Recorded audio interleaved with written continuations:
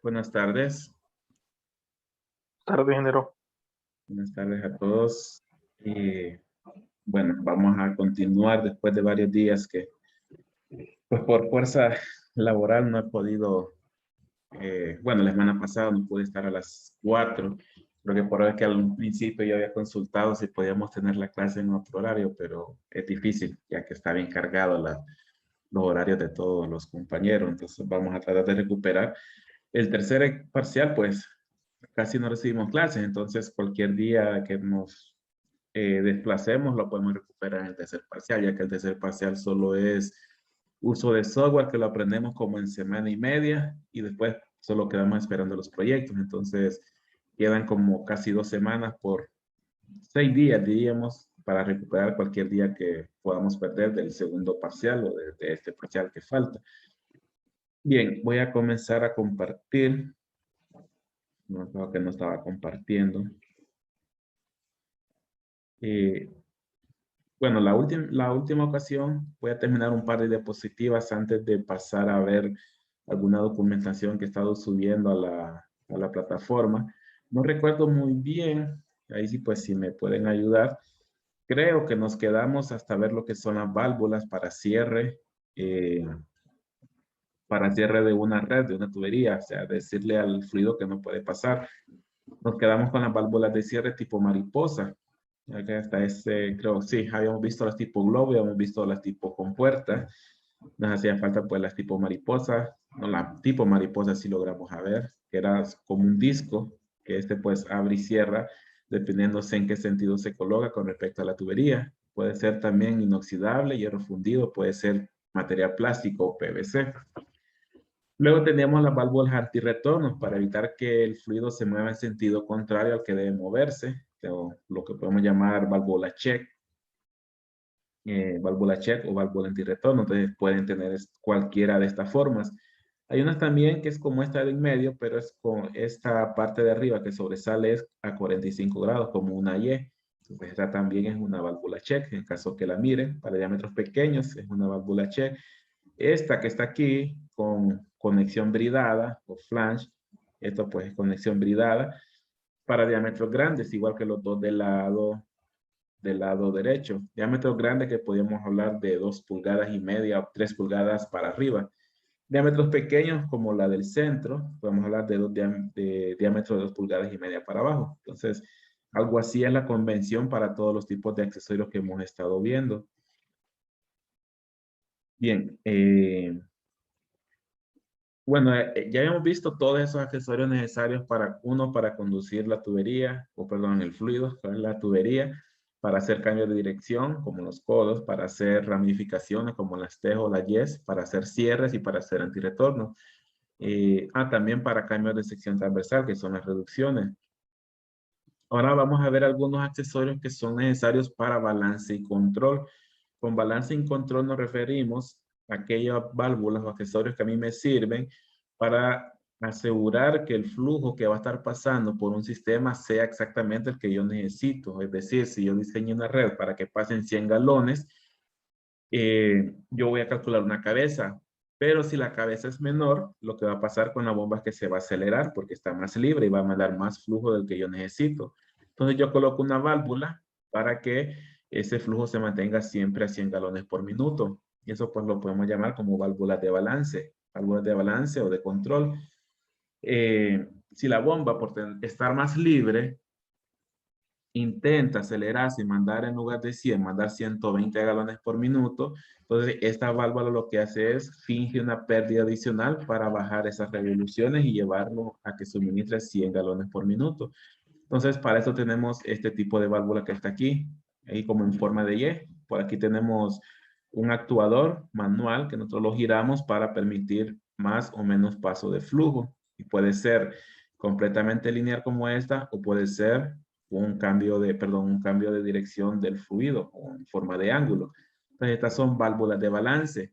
También pueden cumplir tres funciones, dependiendo a dónde las estemos instalando. Si se instalan a la descarga de una bomba, pueden tener tres funciones. Una es balance, asegurarnos que el flujo que va a pasar es el que yo necesito. Puede ser de cierre, como las válvulas que vimos anteriormente. Giramos por completo este actuador hasta que cerramos. Y puede ser también antirretorno. Entonces cumple tres funciones: balance, cierre y antirretorno. Entonces, por eso es común a estas válvulas llamarlas válvulas de triple función, porque cumplen tres funciones en una. En lugar de tener tres válvulas separadas, tengo una sola válvula. Bien, esta válvula me dice cuánto flujo es el que va a estar pasando, los 100 galones que yo mencioné. Y luego tenemos también las de control, que son las del lado derecho. Estas lo que me dicen es cuándo van a pasar y cuándo no va a pasar esa, perdón, el de arriba, solo el de arriba es de control. Tiene este actuador electrónico. Él me dice cuándo va a pasar y cuándo no va a pasar esa válvula. Es decir, hace un cierre y una apertura, nada más que lo hace de forma automática, mediante alguna señal que puede ser una temperatura, un sensor de presión o un sensor de temperatura. Dependiendo de la señal, él puede cerrar y permitir pasar los 100 galones que regula esta válvula, o puede cerrar y no pasar esos 100, o sea, o pasan o no pasan. Mientras que la válvula de balance me dice cuánto va a pasar cada vez que esta válvula abra. Entonces, pueden estar trabajando en conjunto. Una dice cuánto es el flujo que va a pasar y la otra dice cuándo va a pasar ese flujo. Entonces, ahí tenemos esos dos tipos de válvulas. Bien, esa es para regular y controlar flujo. Tenemos también otro tipo de válvulas que son para control de presión. Pueden ser válvulas reductoras eh, y pueden ser reguladoras de presión. Las reductoras, pues lo que hacen es, como dice el nombre, reducir la presión. Digamos, si yo tengo una sobrepresión en un sistema, que pueden ser 100 PSI, pero los dispositivos que están en alguna área solo pueden trabajar hasta 50 PSI, entonces yo coloco una reductora de presión y esta reductora produce una caída de presión. En este caso, pues, ¿de cuánto va a ser? Pues va a ser de 50 PSI. 100 PSI de entrada, pero a la salida tengo que tener 50 PSI porque es la presión de trabajo de los elementos que yo tenga posterior a la válvula. Entonces produce una caída de 50 PSI. Puedo regularla. Arriba tienen algunas formas de poder regular. Internamente hay algunos actuadores, pueden ser en forma de resorte, que lo que producen es estrangular el paso del fluido. Al estrangularlo, pues lo que hago es producir una caída de presión drástica. Entonces, esa caída de presión la logro con una válvula reductora. Pero también podemos tener otro tipo de válvula. Si vemos esta última de la parte de abajo, que es para diámetro grande por el tipo de conexión, puede ser diámetro de 3, de 2,5, y tiene todo este arreglo de tuberías. Esta válvula es una reguladora de presión. Ahora bien, ¿cuál es la diferencia entre una reductora y una reguladora de presión? Volvamos al mismo ejemplo. Yo tengo 100 PSI de entrada y yo necesito 50 PSI de salida. Esta reguladora, o esta reductora, perdón, me va a provocar 50 PSI de caída. Pero ¿qué pasa si a la entrada, en lugar de 100, en algún momento recibo 90? Ella va a seguir provocando 50 PSI. Y en lugar de tener 90, bueno, en lugar de tener 50 en la salida, voy a tener 90 menos 50, voy a tener solo 40 de salida.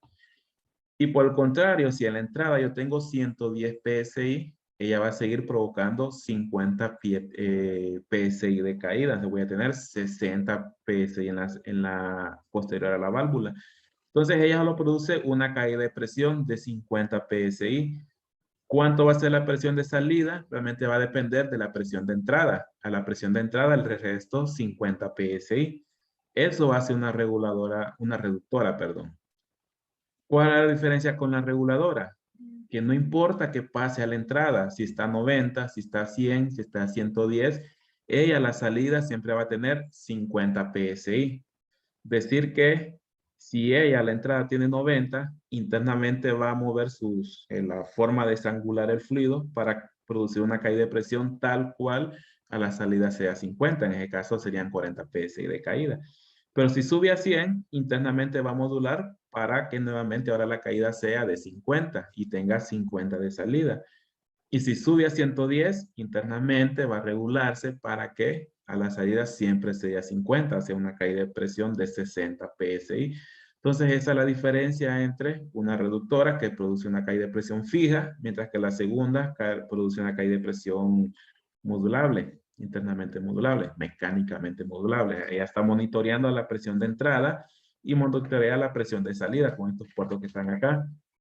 Y dependiendo, la de salida va a ser siempre fija y la entrada va a estar monitoreándose, y si es la entrada aumenta, internamente va a cerrarse más.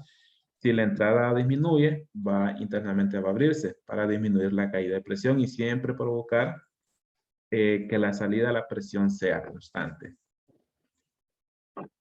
Bien, eso es control de presión. Hay otro que no, creo que este primero, bueno, no está aquí, pero este primero es una válvula de alivio. Eh, la reductora ya hablamos que produce una caída fija de presión. La reguladora produce una caída modulable de presión. Pero una válvula de alivio lo que hace es aliviar la presión cuando se alcanza un cierto valor. Tenemos que tenemos un sistema que trabaja a 100 PSI, pero por alguna razón aumenta a 110. Y si eso es suficientemente grande como para poderme dañar los equipos adelante de esa válvula, ella internamente abre un actuador y libera presión. O sea, lo que va a liberar es flujo, va a liberar un fluido, va a tener un chorro de aire de salida. Y eso lo que hace pues es liberar presión porque se alcanzó una cierta cantidad de presión, se sobrepasó, mejor dicho, y actúa como una válvula de alivio para que la presión pues se libere y no me produzca daños adelante. Bien, aparte de control de presión en algunos sistemas, sobre todo en los sistemas cerrados, yo debo evitar tener presencia de aire. Uno, porque si ese fluido va después a una bomba, la bomba pues no debe trabajar con aire, solamente con fluido. Si llega aire a la bomba, puede darse lo mismo o equivalente a cavitación, o sea, dañar la bomba por cavitación.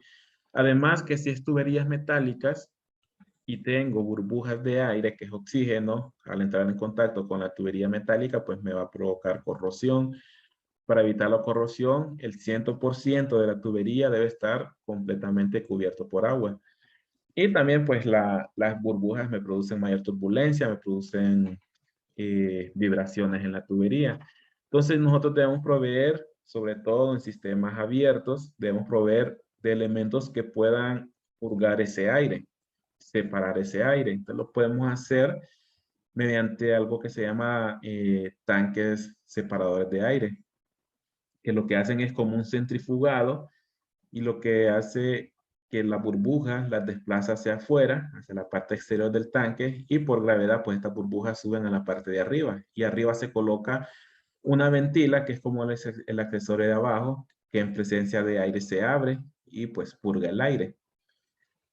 Y también podemos tener, bueno, ya lo mencioné, estas ventilas automáticas que lo que están haciendo es monitoreando, o mejor dicho, como está en la parte hacia arriba, cuando por la parte de abajo viene una burbuja de aire, la burbuja tiende a subir por este accesorio y se acumula en este punto.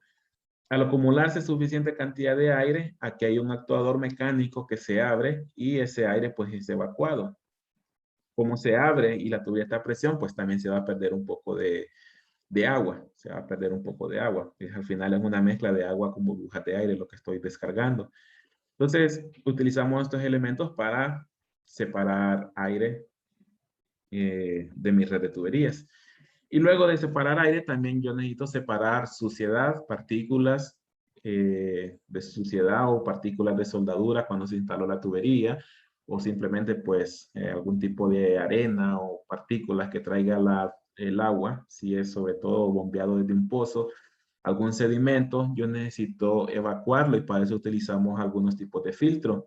Estos de aquí de la derecha ya lo habíamos visto cuando vimos el tipo de válvula, perdón, el tipo de bomba turbina. En la parte de abajo tenemos como un pascón o un filtro, que es una lámina con agujeros con cierto diámetro.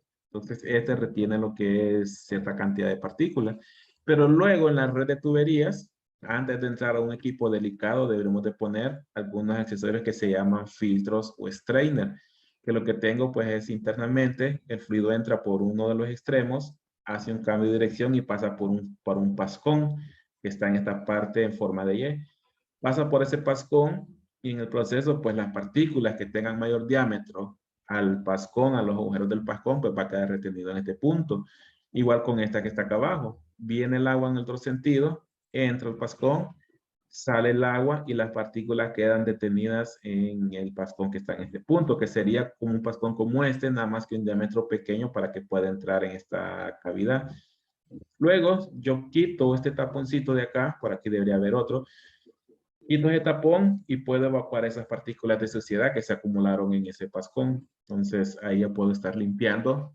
Debería de ser un proceso de mantenimiento preventivo periódico, estar limpiando estos filtros strainer. Entonces también son accesorios que debo tener en mi red hidráulica.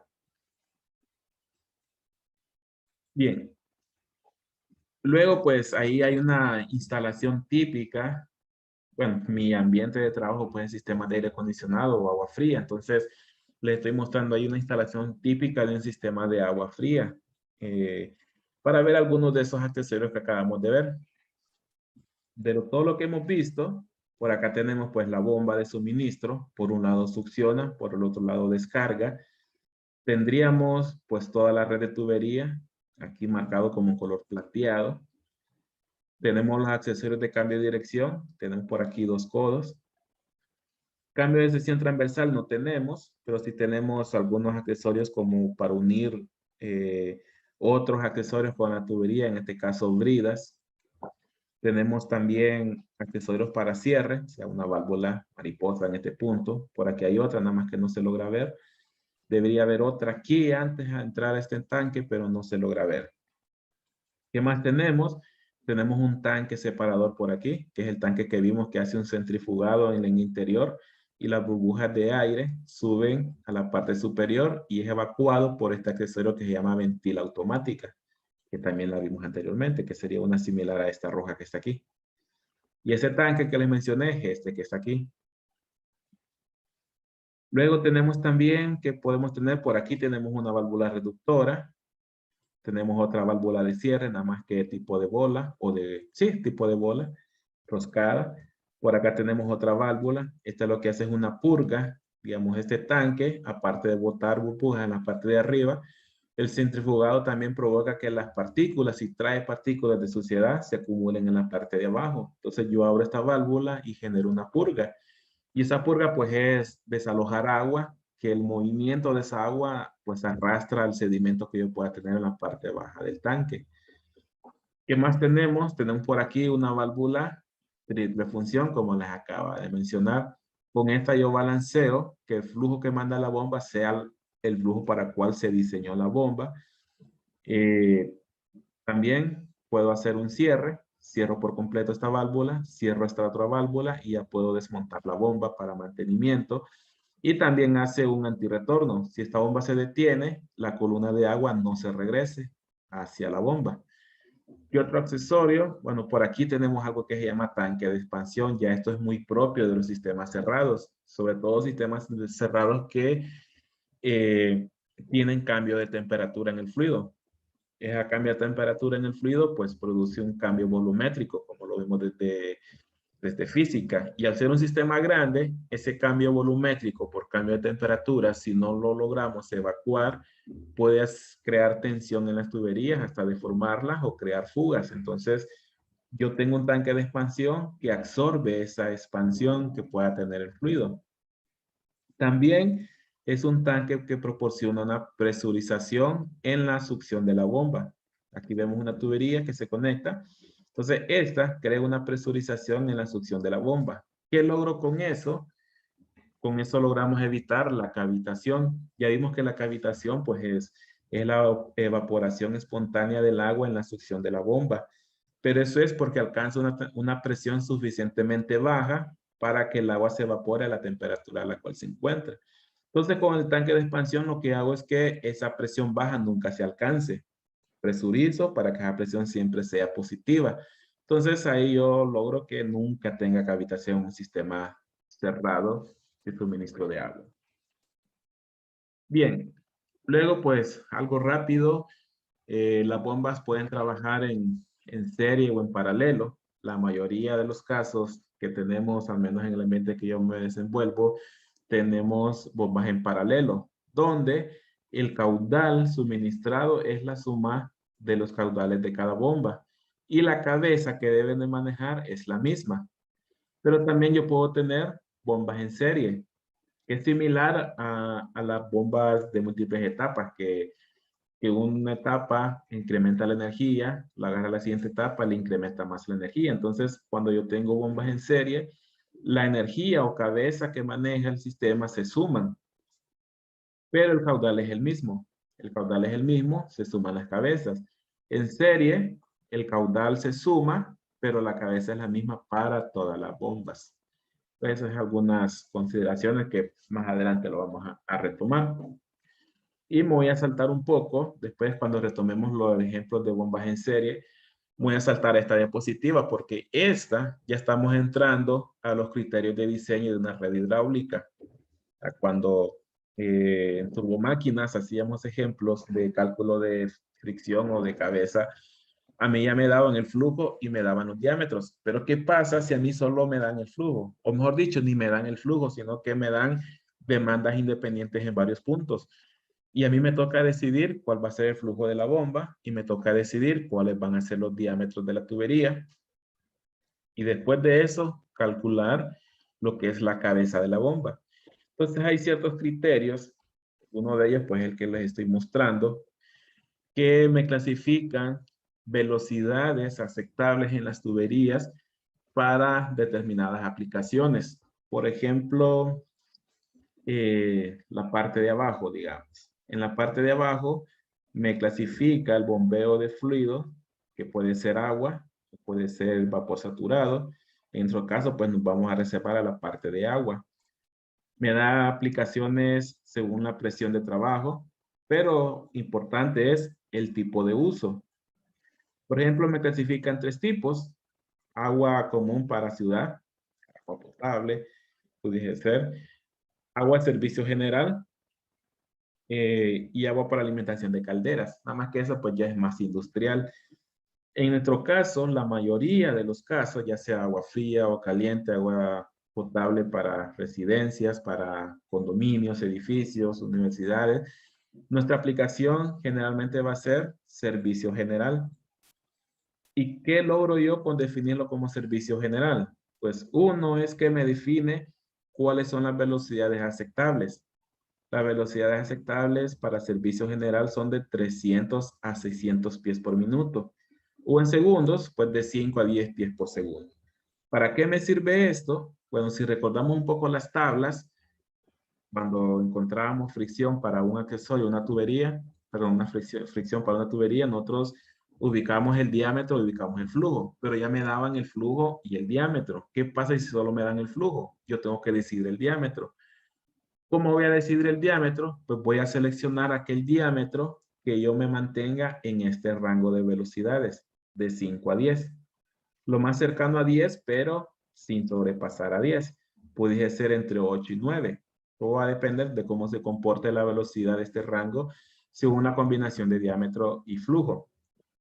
Entonces, esto es lo que a mí me va a servir para ir definiendo qué diámetro voy a utilizar en mi red de tubería, en este caso, pues suministro de tubería de agua. ¿En qué se basa la tabla? Pues recordemos un poco la mecánica de fluidos. Cuando tengo velocidades muy altas, yo puedo tener un flujo turbulento o muy turbulento. Eso me crea más pérdida, me crea ruidos, vibraciones, me puede crear golpes de ariete. Entonces, este rango de velocidades se recomienda para mantener el fluido lo más laminar posible. Entonces, tratemos de no sobrepasar estas velocidades.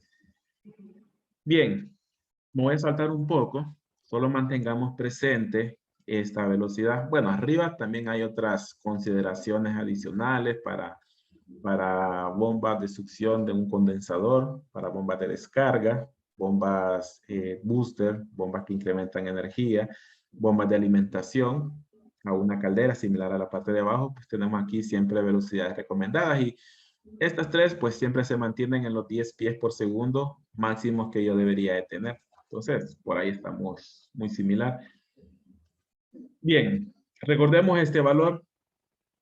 Vamos a mantenernos en este renglón para servicio general.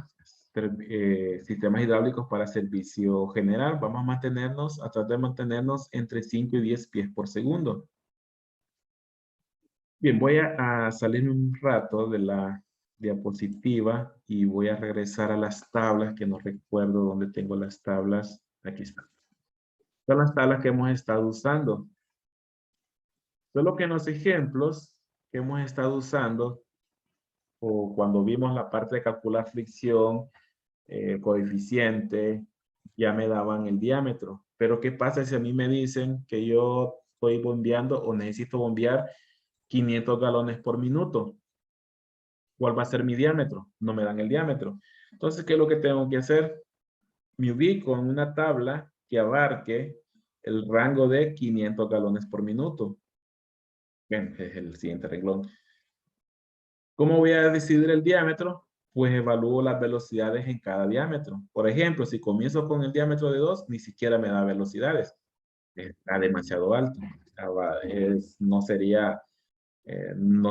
Sería imposible tratar de utilizar tubería de 2 pulgadas para bombear 500 galones por minuto. Si no tengo el rango, entonces paso al diámetro inmediato superior. Con 2,5 y 500 galones por minuto, yo obtengo 33.5 de velocidad, 10 por segundo. Pero yo necesito estar en un rango de entre 5 y 10, quiere decir que tampoco me sirve la de 2,5. La de 3 pulgadas me da una velocidad con 500 de 21.7, sigue estando muy alta. 3,5, que realmente 3,5 no es un diámetro comercial, pero si fuese 3,5, con 500 galones por minuto, la velocidad es de 16.2. Pareciera que ya voy llegando, pero no es suficiente. Entonces pasemos al siguiente diámetro, que sería el de 4. Bueno, aquí me quedaron marcados los del ejemplo, de los ejemplos que hicimos hace como 2 semanas. Con velocidad de 4 y 500 galones por minuto, tengo una velocidad de 12.6. Casi llego a 10, pero no llego a 10, entonces pasaría al siguiente, que sería un diámetro de 5. Para un diámetro de 5, o sea, tubería con diámetro de 5 y 500 galones, yo tendría, bueno, yo creo que estaba ubicándome, sí, yo tendría 8.02 metros por segundo de velocidad. Ya ahí sí estoy en el rango de velocidades recomendadas entre 5 y 10. Entonces mi diámetro a utilizar debería ser 5 pulgadas. Ahora ya algo que ya es cuestión de mercado local, ya no es de cuestión de diseño, sino de mercado local, es que 5 pulgadas no es un diámetro disponible comercialmente. Entonces, para no tener problemas, que yo traigo tubería de 5 del extranjero, digamos, y a la hora de instalar me hizo falta un tramo, un lance, o me hizo falta 1 metro, o 3 pies de tubería. Por esos 3 pies de tubería no voy a poder terminar porque no lo voy a encontrar localmente. Entonces, mejor para evitar ese tipo de problemas, nos pasamos al siguiente diámetro, que sería el de 6. Obviamente, pues vamos a estar un poco sobrados porque la velocidad es de 5.55. Estamos en el rango todavía. Entonces, podemos utilizar diámetro de 6. Y así vamos calculando los diámetros de cada una de mis secciones de mi red hidráulica. Con ese procedimiento vamos definiendo los diámetros. Obviamente, antes de eso, tengo que definir qué flujo va por mi tubería y dónde comienza ese flujo y dónde termina. Si hay un cambio de flujo en un punto por una derivación, entonces yo tengo que fraccionar la tubería y así lo vamos a ir diseñando. Bien, entonces voy a irme siempre a la información. Yo ayer les mandé alguna información que vamos a ir utilizando, también la subí a la plataforma, que es una red hidráulica, que es el que vamos a utilizar de ejemplo para diseño, aprender a diseñar. Yo voy a abrir, pues, mejor el AutoCAD. Pero yo les mandé también en PDF, para los que no tengan AutoCAD, se los mandé en PDF. No tiene información, sino que tiene solo aquella información básica que es la que a mí me podría dar un cliente. ¿Qué es lo que un cliente me va a dar a mí? Solo me va a decir de dónde quiere bombear agua hasta dónde quiere bombear agua. Eso es lo que me va a decir. Bueno, tal vez ahorita ya lo cambié de formato. Tal vez me diga a dónde quiere poner las bombas. Si hay otras demandas intermedias, me va a decir a dónde son y cuántos son esas demandas. Pero hasta ahí. Luego a nosotros como diseñadores o quizás estemos ofertando la construcción, tenemos que decidir cuál va a ser la ruta de la tubería. Esta ruta pues va a depender de los espacios, va a depender de cuál es la ruta más económica, o sea, más corta, va a depender de si podemos cruzar libremente, va a depender de si no estamos cruzando espacios peligrosos. Entonces, de eso va a depender la ruta. Imaginemos que nosotros tenemos la ruta libre, entonces solamente salimos de la bomba y decidimos tirar toda nuestra tubería de forma lineal y luego subir hasta el punto de entrega. ¿Qué tenemos en nuestra red? Imaginemos que el cliente lo que tiene es un pozo de agua que necesita bombear agua de este pozo hasta una torre de enfriamiento, sea cual sea el proceso. Yo pues aquí lo que hice fue poner ahí algo. Este es un ejemplo del periodo pasado. Yo decidí poner una torre, así lo quise llamar, por cuestiones de aprendizaje. Luego el cliente me dice que también necesita entregar agua a una pila. Puede ser una pila de lavado. Él necesita entregar agua a esta pila. Y luego necesita calentar agua con un intercambiador de calor y luego esa agua caliente mandarla a un tanque de almacenamiento elevado. ¿Qué es lo que el cliente me va a dar? Él me va a decir, yo necesito, voy a regresar a esta parte. Él solo me va a decir, necesito mandar 180 galones a mi torre de enfriamiento, necesito mandar 80 galones a mi pila de lavado y luego necesito mandar, bueno, aquí no está, creo que está acá, en esta parte de acá arriba, y necesito mandar, calentar agua y mandarle un tanque de almacenamiento en un rango de 240 galones por minuto. Y hasta ahí. Luego ustedes como ingenieros les toca decidir primero pues la ruta. Imaginemos que ya decidimos que mi tubería va a ser de tubería metálica por mayor protección, porque si cruzo cerca de lugares transitados, no, un golpe no me dañe la tubería. Si utilizo PVC, pues me puede provocar que se rompa, se fisure. Entonces decido utilizar tubería metálica de hierro negro. Por lo tanto, podemos utilizar las tablas que les hemos compartido. Luego ya decidimos que nuestra bomba, o mejor dicho, nuestra bomba va a ser una bomba centrífuga como la hemos estado estudiando. Luego, cuando calculemos el NPCH, ahí yo voy a saber si la bomba centrífuga me sirve o no. Si el NPCH no es suficiente, entonces voy a tener que cambiar a una bomba turbina o una bomba con el impeller sumergido. Luego, pues ya decidí la ruta. Voy a ir de forma elevada. Bueno, aquí tendría que haber algún tipo de soportes y voy a repartir primero a la torre, después a la pila, después al intercambiador y subo al tanque de almacenamiento. También imaginemos que el tanque lo medimos y resulta ser de esta medida que está aquí, esta escala. Entonces yo podría medir directamente en el AutoCAD para ver las distancias. Luego de decidir eso, voy a ver qué accesorios voy a instalar en mi red. Entonces comencemos desde la succión del pozo. En la parte de abajo voy a tener que poner esa válvula que aprendimos como válvula Kirchhoff, que es una válvula check y tiene un filtro. Y digamos que el fabricante me dijo que esta válvula produce una pérdida de 0.25 PSI. Luego subimos, tenemos que colocarnos derecho a la succión de la bomba. Entonces necesito colocar un accesorio para cambio de dirección, un codo. Llegamos a la bomba. En la bomba, necesito proteger a la bomba de cualquier suciedad que se haya logrado filtrar. Entonces colocamos otro filtro strainer, que sería este símbolo que está aquí. Que, bueno, por aquí yo puse un cuadro con qué significa cada símbolo, por si queremos ubicar qué significa cada símbolo. Incluso aquí hay información de cuál es la pérdida que produce esos accesorios. La junta flexible, el filtro, manómetro y termómetro, que es despreciable la pérdida que generan. Las válvulas tipo compuerta y antirretorno, que las pérdidas las podemos sacar de las tablas que les compartimos. ¿Qué debería colocar yo en una bomba? Bueno, debo protegerla de que no le entre suciedad. También, para evitar que vibración de la bomba se transmita a la tubería, yo coloco estos accesorios en la entrada y salida. Estas son juntas de expansión o juntas flexibles, son de neopreno. Y lo que hace es que si se produce una vibración, este neopreno lo absorbe y no transmite vibración a toda la red tubería. También necesito colocar una válvula antirretorno con este símbolo para evitar que la columna, cuando la bomba se detenga, evitar que la columna se regrese. ¿Qué más?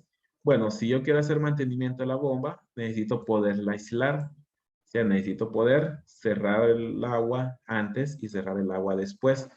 Yo cierro y ya puedo desmontar la bomba y se va a desvaciar solo la tubería que quedó entre las dos válvulas. También, por cuestiones de mantenimiento y monitoreo, me interesa saber a qué presión está descargando la bomba y a qué presión está succionando. Y para eso, pues, colocamos manómetros. Por aquí está el símbolo del manómetro. Y aunque la bomba no genera cambio de temperatura, pero aquí tenemos colocados dos termómetros para ver a qué temperatura está descargando y a qué temperatura está succionando. Entonces, esos son los accesorios que colocaría en mi bomba. Luego, pues, la bomba descarga de forma vertical. Debemos nuevamente colocarnos de forma horizontal. Necesitamos colocar otro codo. Continuamos y debemos derivar agua hacia la torre. Entonces, vamos a colocar un accesorio para derivación, o sea, una T. Una T. Y ya tenemos un ramal hacia esa T. Hacia aquí yo derivo un porcentaje de flujo. Luego la tubería continúa hacia esta pila. Nuevamente necesito provocar una derivación. Cambio de direcciones también, entonces coloco una T y coloco codos. Luego continuamos y vamos hacia el intercambiador de calor. Aquí necesitamos hacer un cambio de altura porque venimos más alto que el intercambiador. Entonces necesitamos colocar dos codos adicionales. Veamos el intercambiador. Aquí lo que vamos a hacer es calentar el agua. ¿Cómo lo vamos a calentar? Pues va a depender de dónde estemos obteniendo la energía. Puede ser que estemos intercambiando con gas caliente, con gases de combustión, que estemos intercambiando con agua caliente, agua que viene de un radiador de algún generador, pudiese ser. Entonces necesitamos intercambiar calor. Pero el lado que a nosotros nos interesa es la que tenemos desde la bomba hasta el tanque de almacenamiento. Bien, ¿qué vamos a colocarle a un equipo o a este intercambiador? Todo equipo que necesite mantenimiento, siempre coloquémosles válvulas de aislamiento, o sea, válvulas de cierre, que yo pueda cerrar esas válvulas y ya puedo hacer el desmontaje sin que se vacíe el sistema. También, para evitar que se incruste suciedad en el interior, siempre coloquémosle un filtro strainer. El intercambiador produce una caída de presión y a medida se va ensuciando, también esa caída de presión va aumentando. Entonces, como cuestión de monitoreo y saber cuándo hacer mantenimiento, deberíamos colocar manómetros para ir monitoreando presión de salida, presión de entrada y con eso yo sé qué presión de caída tiene este intercambiador. También la eficiencia del intercambiador, yo lo puedo ver por qué delta T está produciendo. En este caso, como quiero calentar el agua, entonces el delta T va a ser aumento de temperatura. Entonces puedo medir la temperatura de salida y temperatura de entrada mediante termómetros. Si la eficiencia está decayendo, ese delta T va a ir disminuyendo con el tiempo. Entonces significa también que ya necesito mantenimiento a ese intercambiador. Y aunque un intercambiador no produce, no tiene un elemento mecánico giratorio, digamos, que produzca vibración, pero podemos siempre considerarle juntas flexibles. Digamos que la vibración ya no sea del intercambiador, sino que venga de la tubería. Entonces, ahí aislamos para que no, la parte estructural del equipo no se vaya aflojando con el tiempo. Y para terminar, luego continuamos mañana, ya una vez que salimos del cambiador, necesitamos mandar al tanque de almacenamiento. Debemos elevarnos, provocar un cambio de altura o cambio de dirección. Colocamos otro codo y nos vamos hasta la parte superior del tanque de almacenamiento, hasta este punto de acá. Y aquí pues ya descargamos el agua caliente que va a estar almacenada acá. ¿Cuánto necesito mandar? Necesito mandar 240 galones por minuto. Por cuestión de información, pues imaginemos que necesitamos descargar a 180 grados Fahrenheit. Siempre es importante que aunque aquí se descargue a presión atmosférica, sea presión igual a 0, siempre, por cuestión de cálculo, siempre incluyamos una pérdida, que yo acostumbro a poner 5 PSI. ¿Por qué? Porque puede ser que en un futuro el cliente decida poner alguna válvula adicional o necesite poner algún flujómetro que produce una pérdida, algún filtro antes de descargar. Entonces, para que el sistema tenga capacidad de absorber esa pérdida adicional que puede ser en el futuro, siempre agreguémosle alguna presión aquí en la salida. Está saliendo a la atmósfera, presión a 0, pero consideremos que tiene que vencer una presión adicional de 5 PSI. Entonces la bomba tiene que quedar diseñada para vencer esta presión también aquí en la salida. Intercambiador de calor tiene un dato de una pérdida de 5 pies. ¿De dónde sale esta pérdida? Muchas veces los fabricantes, o mejor dicho, los fabricantes ya generan sus pruebas donde hacen pasar cierta cantidad de flujo en un intercambiador y para cierta cantidad de flujo ellos ya saben que ese intercambiador produce una pérdida de 5 pies. Si con el tiempo estos 5 pies empiezan a aumentar, o sea, este diferencial empieza a aumentar, el de presión y el de temperatura empieza a disminuir, significa que ya hay demasiada suciedad en el intercambiador y que ya merece pues desmontarlo y darle mantenimiento. Y a la pila, pues dependiendo del proceso que pueda haber, se necesitan 80 galones por minuto. También, aunque se descargue a la atmósfera, siempre consideremos una presión de salida por cualquier cosa que decidan colocar acá. O es muy común que de aquí alguien le coloque una manguera para llevar esa agua un poco más largo. Entonces, también que esté considerada dentro de la potencia que debe entregar la bomba. Y la torre, si es una torre de enfriamiento, pues ya el proceso me dice de que se necesitan 180 galones. Y siempre pues 5 PSI, lo mismo. Siempre consideremos una presión en la descarga por cualquier eventualidad. Y la bomba, flujo no lo sé. Toca a mí calcular qué flujo es el que voy a tener. Entonces mañana vamos a ver esa parte. Una vez que ya definimos la ruta y todos los accesorios que yo voy a tener, necesito fraccionar la tubería en secciones. Y a cada sección decidir qué flujo va. Y después de ese flujo, decidir qué diámetro debe tener en base al análisis del rango de velocidades permitidos en esa tubería. Entonces, bien, nos quedamos por aquí y continuaríamos mañana ya con la parte de empezar a hacer los cálculos y diseño de la red. Bueno, que realmente ya empezamos a hacer algo. Entonces, pero ya con los cálculos, empezar a definir diámetros y empezar a calcular pérdidas, vamos a verlo mañana. Bien, entonces nos quedamos hasta aquí y continuamos mañana, siempre a las 4:10. Sí, ingeniero, gracias. Bueno, Está bien, ingeniero. Nos vemos no, mañana. vale. Bueno.